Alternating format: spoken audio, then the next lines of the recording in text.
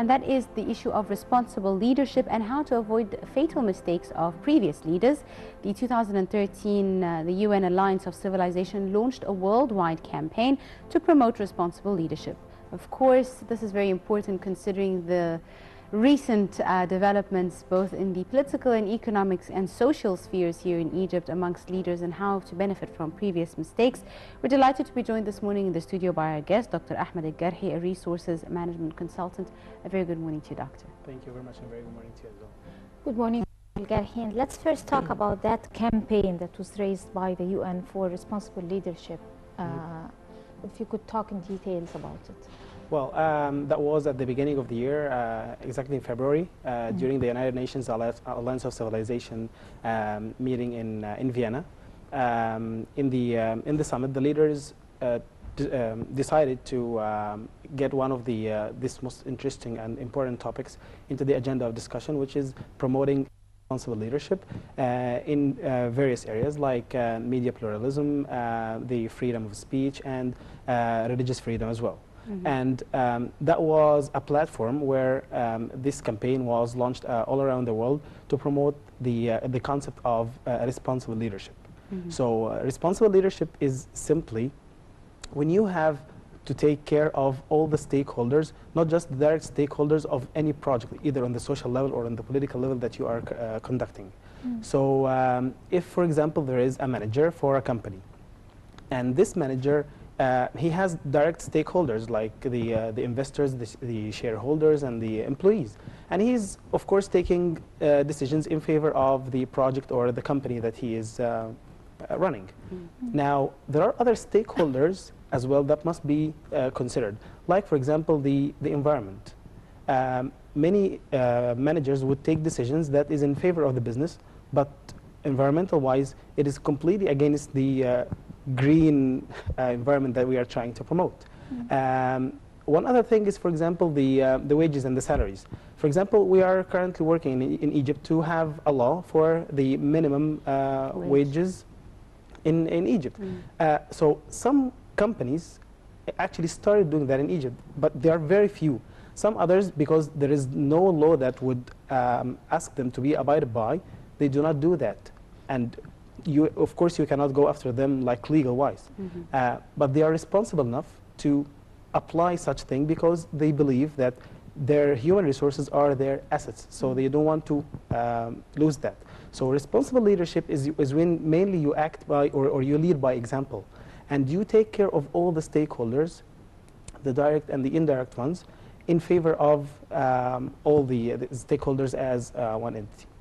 So you can really differentiate between being a responsible leader as self-initiative versus a government-imposed law or something that makes you a responsible leader. Is that a correct differentiation? So the whole point is to teach people to do it individually, not wait for a law to imply that they have to be this way or that way to be responsible. Exactly, and this is what differentiates actually leaders from managers. Indeed. A manager would follow orders and would make sure that the execution of orders is going with the manuals. But a leader is someone with a vision. We all remember Mahatma Gandhi in the 70s in India, for example. He inspired the whole world because he had a vision. And this vision became later on everyone's dream.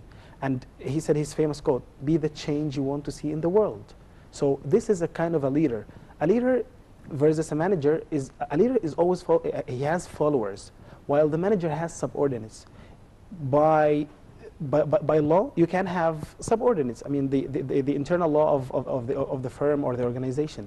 But if you want to know, am I a leader or a manager? Ask yourself one simple question. How many people outside my reporting list would come to me asking or seeking advice? The more the number of people outside your reporting line coming to you seeking or asking for advice, that means you are more of a leader, not a manager. Because by logic, all the people, like the subordinates with you as a manager, will come to you asking for like technical advice. But when people outside this reporting line come to you, that means they see something different in you. They want to follow you. You are an example for them that you want to follow. They are not just like following your orders because they have to. No, they are willing to. Is leadership a science in its own right, or in other words, would I be able to develop my skills by taking courses in leadership, like usually most of the people do that in modern life now, or is it a talent that you are born with? Because most of the time, companies or countries or entities aren't very lucky to possess the right leader that fit with the criteria of the descriptions of a good leader. So how does that process work? Well, this is a very smart question, and usually people would relate that to that charisma. They always say that what differentiates a person, makes him a leader, is his charisma. So are we born with our charisma, or is it developed?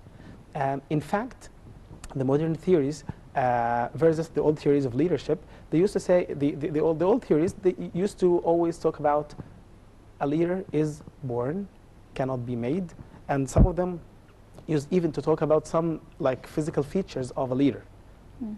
But the modern theories of leadership will say, no, you can develop leaders. And actually, this is one of the skills that would differentiate great leaders from managers. Because a great leader is always able to develop new leaders to come and take over. Because any organization or any country or any institution that depends on persons would fail one day after the death of this person. But when the organization is able to generate generations of leaders, then this what will ensure the sustainability. So a leader is somebody, in very simple words, who believes in himself and he's acting himself. He's not trying to copy anything, anybody else's personality or actions. So we can give people confidence, and we can train them, and we can inspire them to be future leaders. And that was a part of the United Nations Alliance of Civilization, is to create generations of youth leaders and ambassadors to convey that to the rest of their generations. Now, a leader is simply a person who is able to inspire, because a manager, as we said, will always follow orders, but he does not have a vision or something else to add. Let me give an example. If we have, like, for example, a diamond cutter, and his manager is coming every 15 minutes to ask him, how many stones did you cut so far?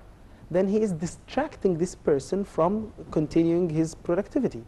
Now, a leader would think of, how can I make sure that this person is working effectively, and to keep track of his achievements without interrupting him, but in addition to that, to add to him something or to give him a piece of advice. So this is a very simple thing that can be taught to people. Now, you can then develop leaders, and you can have a generation of future leaders that are inspired by their current existing leaders. Indeed, and also a generation that can learn from the mistakes of, from either their previous mistakes or from the mistakes of previous leaders, because this is an issue, how to learn from the mistakes of a previous leadership, and not just on the economic or social, even the political level. A lot of leaders come after other leaders, and they still don't seem to learn from the basic mistakes. I mean, with the Arab Spring, we've seen all the Arab nations, the leaders of the Arab nations, struggling to follow suit and learn from the mistakes of from their colleagues or from their predecessors. Exactly. Yeah. Well, actually, there are some sins that leaders around the world sometimes commit. One of them is confidence. Confidence is one of the traits that, where it is installed in people, it makes them very creative, generate ideas, and be positive agents of a change. A true leader will understand this and will always impose this influence on his followers. He will always give them the space to express and will encourage them to do so. So the manager who is like realizing the importance of this confidence will always have a team that is inspired and able to generate results. One other thing is the fun part. Many of the leaders, they focus on how the work is being done without appreciating what has already been achieved, like celebration, for example. when a leader asks his team to come and celebrate something that they have already achieved, this is a boost for them to go for that more and more. But unfortunately, many of the leaders, they do not realize these small bits and pieces, and we can, in other episodes, talk about that in details, of course. Well, Dr. Ahmed Garhy, the Resources Management Consultant, would like to thank you very much and wish you the best of luck. Thank you very much. Thank you very much indeed.